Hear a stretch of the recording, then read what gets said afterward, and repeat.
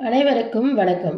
இன்றைக்கு இந்த பதிவில் நான் பார்த்தசாரதி அவர்கள் எழுதிய ஆரிய தழும்பு என்ற சிறுகதையை பற்றி பார்க்க போகிறோம். ஏன் சார், ஏது இந்த தழும்பு? ஏதோ பெரிய தீக்காயத்துல வந்த மாதிரி இருக்கே. வலது கையை பிடித்து பார்த்து கொண்டே முழங்கைக்கு சற்றே தள்ளியும் மணிக்கட்டுக்கு முன்பாகவும் இருந்த அந்த தழும்பு திருஷ்டியில் படவே டாக்டர் என்னிடம் கேட்டு வைத்தார். ஆமா, தீக்காயம்தான் சார். 10 வருஷங்களுக்கு முன்னப்பட்ட காயம். அந்த தழும்பு தான் இது. நான் சொன்ன பதிலில் துணிந்த சோக உணர்வை அவர் புரிந்து கொண்டாரோ என்னவோ, எனக்கு தெரியாது. அவர் காரியத்தை முடித்து கொண்டு போய்விட்டார். ஆனால் உள்ள காய்ச்சலையும் கிளப்பி விட்டு போய்விட்டார். மறக்க முடியாத இன்ப நிகழ்ச்சிகளை நினைவூட்டும் சின்னமாக அந்த தழும்பு இருந்திருந்தால் நான் கவலைப்பட வேண்டியதில்லை. கவலைப்பட்டிருக்கவும் மாட்டேன். முழங்கைக்கு கீழே கையை வெட்டிக்கொண்டால் என்ன என்று எண்ணுகிற அளவுக்கு அது என்னை பித்தனாக்கி விட்டது. அது மட்டுமல்ல, அனலாக கொதிக்கும் இந்த காய்ச்சல் என் வாழ்க்கையின் முடிவுரையாக அமைந்து விடுமானால் எவ்வளவோ நன்றாக இருக்குமே என்று கூட என்ன செய்தது. ஊராக மாற்றிக்கொண்டு நாடோடியாக சுற்றி அவளை மறக்க முயன்று பார்த்தேன். வேறுபட்ட இடங்களோடும் வேறுபட்ட புது மனிதர்களோடும் மாறி மாறி பழகி கொண்டே வந்தால் அவளை மறந்து விடலாம் என்று எண்ணினேன். ஆனால் மறக்க முடியாமல் செய்து வந்தது அந்த தழும்பு. கால விருட்சத்தில் 10 ஆண்டுகள் மலர்கள் மலர்ந்து வரிசையாய் வாடி உதிர்ந்து போயின. ஆனால் என்னில் மலர்ந்த அவளை பற்றிய நினைவு மலர் நித்தியமாக நிலைத்து விட்டதே. காய்த்து போன கடல் நுரையை போன்ற வரட்டு ரொட்டியையும் கோப்பை நிறைய பாலையும் எடுத்துக்கொண்டு ஆஸ்பத்திரி உள்ளே நுழைந்தாள். அவள் வைத்து போன பால் கோப்பையை கையில் எடுத்து உதட்டுக்கு சரியாக கொண்டு சென்ற பொழுது வலது கையில் வெள்ளை வெளியேறின்றிருந்த அந்த தழும்பு என் திருஷ்டியில் முழுமையாக விழுந்தது. ஏன் சார், ஏது இந்த தழும்பு? ஏதோ பெரிய தீக்காயத்தினால ஏற்பட்ட போலிருக்கேன் என்று 1/4 மணி நேரத்துக்கு முன் டாக்டர் கேட்ட அதே கேள்வி மீண்டும் நெஞ்சில் சுருண்டு சுருண்டு நினைவு அலைகளாக புரளத் தொடங்கியது. சிறு வயதிலேயே தாய் தந்தையரை எழுந்துவிட்ட என்னை பரிவாக ஆதரித்து பேணி தம்முடைய கஷ்ட நஷ்டங்களை எல்லாம் சிறிதும் பொருட்படுத்தாமல் என் மாமா SSLC வரை என்னை படிக்க வைத்தார். அதற்கு பிறகும் அவருக்கு பாரமாக இருப்பது கூடாது என்ற உணர்ச்சி என்னை வேலை தேடும் முயற்சியில் ஈடுபடுத்தி அலைய வைத்தது. மாத கணக்கில் கால் கடக்க எத்தனையோ இடங்களுக்கு அலைந்து படியேறி இறங்கியதை தவிர கண்ட பயன் ஒன்றுமில்லை. கடைசியில் எனக்கு புகலிடம் அளித்தது ஆசிரியர் பயிற்சி பள்ளிதான். இங்கேதான் எனக்கு வாழ்க்கையில் அவளது தொடர்பும் ஏற்பட்டது. இதோ என்னில் இருந்தவாறே என்னை வாட்டும் இந்த தழும்பின் தோற்றத்திற்கு காரணமான நிகழ்ச்சியும் நடந்தது. எண்ண தொலையாத கற்பனை கனவுகளை உண்டாக்கிய அவள் சந்திப்பு இறுதியில் இப்படி ஒரே ஒரு துயர தழும்பாக மட்டும் நின்று நம்மை வருத்துமென்று அப்போதே நான் சிந்தித்திருக்க நியாயம் ஏது? கடைசியாக நாங்கள் பிரிந்தபோது கண்ணீர் சிந்த வைத்த அந்த நிகழ்ச்சியினால் என் மனம் அவள் காதலை கைவிட்டு விடவில்லை. ஆனால் அவள்தான் என் வாழ்வு வீணாக கூடாது என்று தன் மனதை கல்லாக்கி கொண்டிருக்க வேண்டும். நான் அவளை சந்திக்க நேர்ந்தது, அவளோடு பழக நேர்ந்தது, அனைத்துமே இப்போது நினைத்தாலும் விசித்திரமாக இருக்கிறது. ஆனால் இந்த விசித்திரம் அன்று கண்ட அதே தனிப்பட்ட விசித்திரம் அல்ல. இது வேதனை முழுக்க முழுக்க கலந்த விசித்திரம், அழ வைக்கும் விசித்திரம், துன்பத்தில் ஆழ்த்திவிடக்கூடிய விசித்திரம்.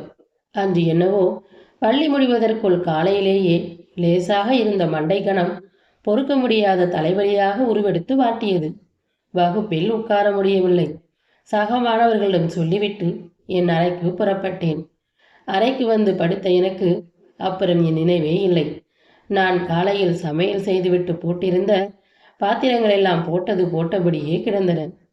தம்பி, உடம்பு சுகமில்லையா தம்பி?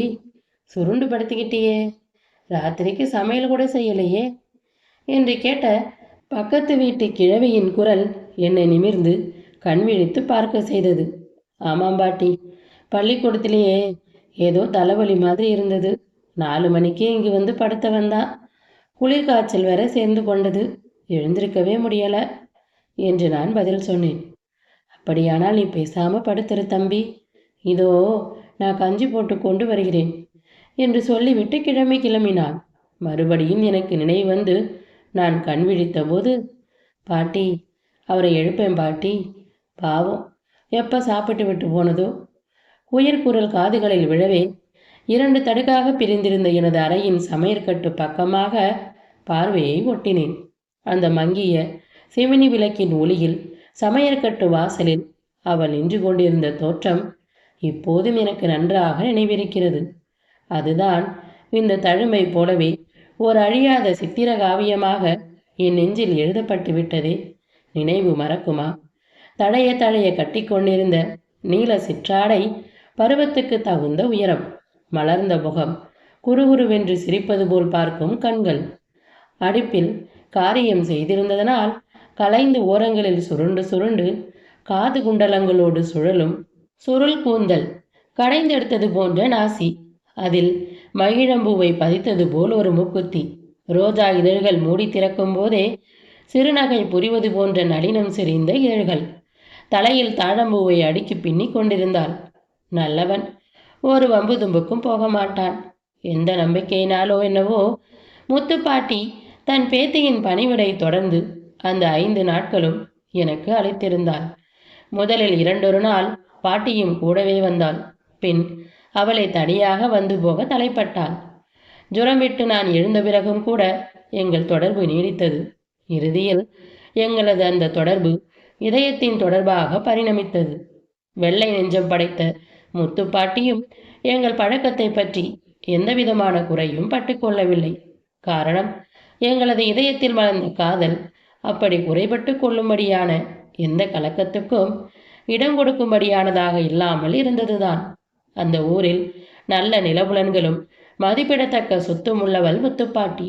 அவளது ஒரே மகள் தலைப்பிரவசத்தில் கோமதியை அவளிடம் ஒப்படைத்துவிட்டு கண்களை மூடிவிட்டாள். கோமதியின் தந்தையும் அதிக நாள் அவள் மழலையை கேட்கும் வயசு வரை கூட இருக்கவில்லையாம். இவ்வளவு விவரங்களையும் அவள் வாயை கிண்டியே கேட்டறிந்து கொண்டிருந்தேன் நான். நமக்கும் கோமதிக்கும் பிறப்பு வளர்ப்பில் அதிக வித்தியாசம் இல்லை. நம்முடைய மாமா அவ்வளவாக சொத்துக்காரர் இல்லை. கோமதியின் பாட்டி கொஞ்சம் சொத்துக்காரி, இவ்வளவுதான் விஷயம் என்று எண்ணிக்கொள்வேன் நான். 2வது வருஷ படிப்புக்காக லீவு முடிந்து நான் திரும்பிய பிறகு எங்கள் அன்பு புதிய வேகம் பெற்றது. ஆனால் அப்போதுதான் அந்த எங்கள் அன்பு மரத்தின் ஒரு பகுதி பாழடையும்படியான அந்த இடியும் விழுந்தது. அந்த நாள்தான் என் வாழ்வை வறண்டு போக செய்ததற்கு மூல காரணமாக இருந்த நாள். வழக்கம் போலத்தான் அன்று காலையும் கோமதி வந்தாள். பாட்டியிடம் சொல்லிவிட்டு வந்த பொய்யை கொஞ்சமாவது உண்மையாக்க எண்ணி கணக்கு பாடத்தில் 2 சந்தேகங்களையும் கேட்டாள். நான் சொன்னேன். பின் ஏதேதோ சிரிப்பு, கேலி, கும்மாளம், இப்படி கொஞ்ச நேரம் கழிந்தது. வழக்கம்போல் அடுப்பில் உலை வைத்து சமையலை ஆரம்பித்தேன். அன்றும் என்னிடம் விடைபெற்று கொண்டு போக புறப்பட்ட கோமதி என்ன நினைத்து கொண்டாலோ?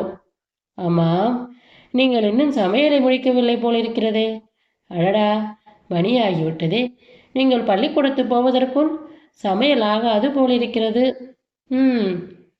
நேரத்தை வீணாக்கி விட்டேன். நீங்கள் போய் குளித்து விட்டு வாருங்கள். அதற்குள் நானே அடுப்பு காரியத்தை முடித்துவிட்டு அப்புறம் வீட்டுக்கு போகிறேன் என்றாள். இப்படி சொல்லிவிட்டு அவள் அடுப்பின் அருகே சென்றபோது என்னால் மறுக்க முடியவில்லை. குளித்து கொண்டிருந்த என்னை தூக்கி வாரி போட செய்தது கோமதியின் அலறல். ஓடி வந்தேன் அரை துண்டுடன். அங்கே நான் கண்ட காட்சி என்னை திடுக்கிட செய்தது. கொதிக்கும் சோற்றை முழங்கையில் கட்டிக்கொண்டு உட்கார்ந்தவாறே துடிதுடித்திருந்தாள். புடவை நுனியில் தீப்பற்ற தொடங்கியிருந்தது. அதை அவள் உணரவில்லை. ஒரு கணம் நான் அப்படியே பித்து பிடித்தவன் போல் நின்று விட்டேன். அடுத்த வினாடி ஓடிப்போய் அவள் புடவை பக்கமாக இருந்த எரியும் விறகை பிடித்து தள்ளினேன். தள்ளின வேகத்தில் அது எகிரி துள்ளி வந்து எனது வலது முழங்கைக்கும் மணிக்கட்டுக்கும் நடுவே எரியும் கொல்லியோடு அடித்தியது. கையில் அடித்து மோதி அதன் மேலேயே நின்றுவிட்ட கொல்லிக்கட்டையை ஒதுக்கிவிட்டு அவளை நெருப்பிலிருந்து காப்பாற்றுவதற்குள் என் உயிர் போய் மீண்டது. கோமதியின் அலறை கேட்டோ தற்செயலாகவோ அங்கே வந்த முத்துப்பாட்டி எங்கள் நிலையைக் கண்டு ஒரேடியாக அழுதுவிட்டாள். என் வலது கையில் அழுத்தமான நெருப்பு காயம். என் கையில் பட்ட நெருப்பு காயம் 10-20 நாட்களில் ஆறி இதோ இருக்கும் இந்த தழும்பாக ஆறிவிட்டது. ஆனால் கோமதியின் காயம் ரணமேறி புறையோடிவிட்டது. அவள் கை விரலோடு கூடிய முன்கை முழுவதையும் உடனே ஆபரேஷன் செய்து எடுக்கவில்லையானால் கை முழுதும் ஆபத்து என்று நெருக்கினார் டாக்டர். என் நெஞ்சு அடித்து துடித்தது. பாட்டி அழுது கதறினாள். டாக்டர் சொன்னபடி காரியத்தை முடித்து விட்டார். கைமுடப்பட்டு வீடு வந்த பின்னும் அந்த அழகு செல்வத்தை நான் புறக்கணிக்க கனவிலும் கருதவில்லை.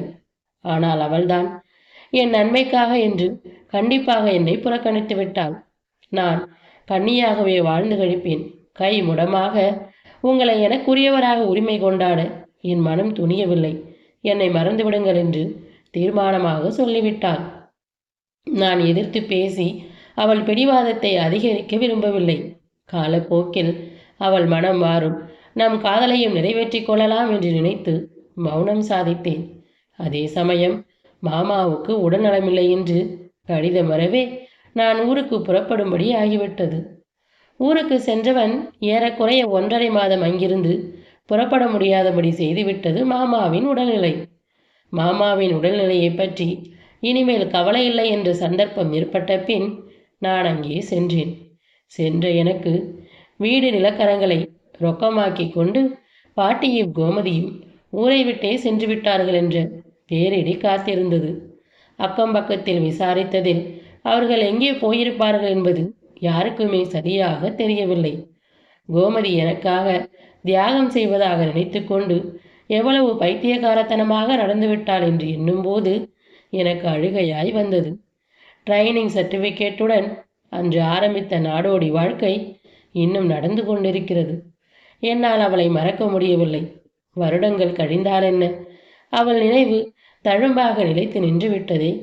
உடம்பு தேறி பள்ளிக்கூடத்துக்கு போய் வரலாம் என்ற அளவுக்கு உடம்பில் தெம்பு வந்ததும் நான் ஆஸ்பத்திரியில் இருந்து வெளியேறினேன். அன்று சாயங்காலம் பள்ளிக்கூடம் முடிந்ததும் அருவிக்கரை பக்கமாக உலாவ சென்ற நான் பாறை ஒன்றில் உட்கார்ந்து பொங்கி விழும் அருவி நீரின் பொலிவை ரசித்துக் கொண்டிருந்தேன். எவ்வளவு நேரம் நான் அப்படியே என்னை மறந்து உட்கார்ந்து கொண்டிருந்தேனோ எனக்கே தெரியாது. ஐயோ, இந்த அலறலை அடுத்து யாரோ பக்கத்தில் அருவி நீர்ப்பரப்பில் விழும் சத்தம் என்னை தூக்கி வாரி போட செய்தது. அலறிய குரல் ஒரு பெண்ணினுடையது என்பதும் ஒளியால் தெரிந்தது. நான் திடுக்கிட்டு பக்கத்தில் விரைந்தேன். தடித்து விழித்து கொண்டிருந்த நீர் புரட்டி புரட்டி தள்ளிட ஒரு இளம்பெண் முங்கி முழுகி நீரோடு போராடி கொண்டிருந்தாள். அருவியின் அசுர வேகத்தையும் மறந்து தண்ணீரிலே விழுந்து அவளை காப்பாற்றி விடலாம் என்ற அசாதாரணமான நம்பிக்கையுடன் தண்ணீரில் குதித்து விட்டேன். நீண்ட கூந்தலை பிடித்து இழுத்து மேலே தூக்கி அந்த பெண்ணின் முகத்தை கண்ட நான் வாய்விட்டு, கோமதி, நீயா என்று அலறியே விட்டேன். அவளுக்கும் கொஞ்சம் நினைவு வந்தது. கண்ணை திறந்து என்னை பார்த்த அவளது வெளிரிய முகத்தில் ஆச்சரியம் நிழலிட்டது. நீங்களா? இங்கே எப்படி வந்தீர்கள் என்று கேட்காமல் பார்வையின் சக்தியினால் கேட்டாள். நம் கண்களுக்கு புலனாகாத சக்தி நம்மை ஆட்டி வைக்கிறது என்பது எவ்வளவு உண்மை! இல்லாவிட்டால் யானை வாயில் சென்ற கரும்பு போல் அருவி வாயில் சிக்கிய நாங்கள் இப்படி உயிர் பெற்று பிழைத்து வந்திருப்போமா? ஆரிய தழும்புதான் ஆனந்த தழும்பாக உருவெற்றிருக்குமா? இத்துடன் இந்த கதை நிறைவடைந்தது. அடுத்து வரும் பதிவில் மற்றும் ஒரு நல்ல கதையுடன் சந்திப்போம். நன்றி, வணக்கம்.